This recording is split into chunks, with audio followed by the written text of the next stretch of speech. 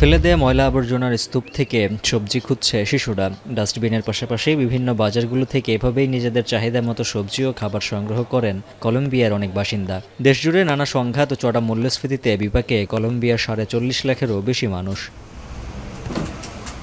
Global network against food ক্রাইসিসের প্রতিবেদন বলছে, খাদ্য নিরাপত্তাহীনতায় ভুগছেন কলম্বিয়ার নাগরিকদের পাশাপাশি প্রায় ৩০ লাখ অভিবাসী। প্রয়োজনের তুলনায় খাবার কেনার টাকাই নেই অনেকের। বাজারে নিত্যপণ্যের চড়া দামে নাজেহাল ক্রেতারাও। অনেকেই বাধ্য হচ্ছেন প্রয়োজনীয় খরচ কমাতে।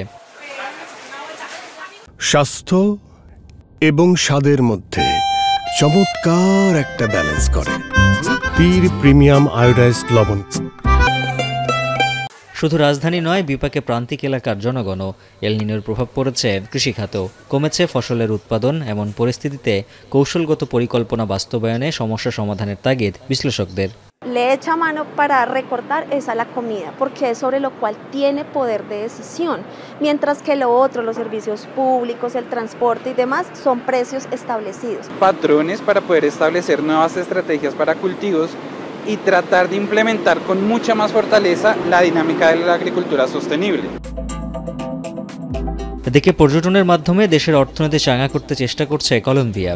মধ্যপ্রাচ্য ও এশিয়ার পর্যটকদের টানতে আকাশপথে যোগাযোগ বাড়ানোর পাশাপাশি সহজ শর্তে ভিসা দান ও পর্যটন বান্ধব প্রচারণা চালাচ্ছে দেশটির সরকার। চলতি বছর দেশটিতে ৩০ লাখ পর্যটক টানতে চাচ্ছে কলম্বিয়ার ট্যুরিজম বোর্ড। উজ্জ্বল হাফিজ, এখন বিশ্ব।